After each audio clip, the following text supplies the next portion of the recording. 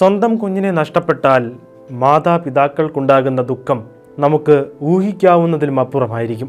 അങ്ങനെയെങ്കിൽ ഒരു കുഞ്ഞിനെ ലഭിച്ച സന്തോഷത്തിലായിരിക്കുമ്പോൾ ഗുരുതരമായ രോഗം പിടിപെട്ട് ജനിച്ച് വിരളിലെണ്ണാവുന്ന ദിവസത്തിനുള്ളിൽ ആ കുഞ്ഞ് ഈ ലോകത്തിൽ നിന്നും യാത്രയായാലോ?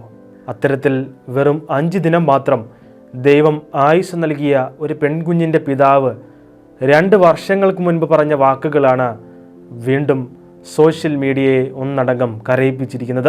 40-കാരനായ ചാൾസ് ഡി ലാവെരിയാണ് തൻ്റെ മകൾ മേരിയുടെ മരണത്തെക്കുറിച്ച് പ്രതികരിച്ചത്. സ്പൈന ബൈഫിഡ എന്ന ഗുരുതരമായ രോഗം ബാധിച്ചായിരുന്നു മേരി ജനിച്ച 5-ാം ദിവസം നിത്യസമ്മാനത്തിനായി യാത്രയായത്. അൾട്രാസൗണ്ട് സ്കാനിങ്ങിലൂടെയായിരുന്നു ജനിക്കാൻ പോകുന്ന കുഞ്ഞിൻ്റെ ഗുരുതര രോഗത്തെക്കുറിച്ച് മാതാപിതാക്കളായ ചാൾസും പെർലയും അറിയുന്നത്. ജനിച്ച് മണിക്കൂറുകൾ അല്ലെങ്കിൽ ഏതാനും ദിവസങ്ങൾ മാത്രമേ കുഞ്ഞ് ജീവനോടെ ഉണ്ടാകൂ എന്ന് ഡോക്ടർമാർ വിധി എഴുതി. പക്ഷേ ദൈവം തങ്ങൾക്ക് തന്ന കുഞ്ഞിനെ നശിപ്പിക്കാൻ തയ്യാറാകാതെ ആ കുഞ്ഞിന് ജന്മം നൽകണമെന്ന തീരുമാനത്തിൽ ഈ മാതാപിതാക്കൾ ഉറച്ചു നിന്നു. ഒടുവിൽ പെർല ഒരു പെൺകുഞ്ഞിന് ജന്മം നൽകി. അവർ അവളെ മേരി എന്ന പേര് ചൊല്ലി വിളിച്ചു. എന്ന് തങ്ങളെ വിട്ടുപോകുമെന്ന് അറിയാഞ്ഞിട്ടും അവർ അവളെ പൊന്നുപോലെ നോക്കി. കത്തോലിക്കരായതിനാൽ തന്നെ തൻ്റെ മകൾക്ക് മാമോദീസ നൽകാനും ഈ മാതാപിതാക്കൾ തീരുമാനിച്ചു. അങ്ങനെ ആശുപത്രി ചാപ്ലിൻ്റെ സഹായത്തോടെ മേരി സ്നാനപ്പെട്ടു.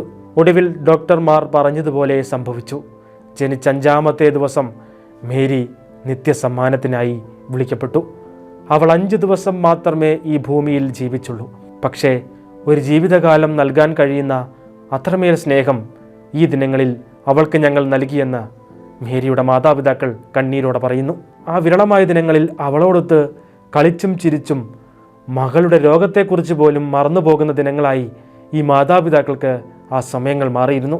എൻ്റെ മകൾ മാമോദീസ സ്വീകരിച്ചാണ് ഈ ലോകത്തിൽ നിന്നും പോയത്. അതുകൊണ്ട് തന്നെ അവൾ സ്വർഗത്തിലുണ്ടാകുമെന്ന് ഞാൻ വിശ്വസിക്കുന്നു എന്നായിരുന്നു പിതാവായ ചാൾസ് കണ്ണീരോടെ പറഞ്ഞത്.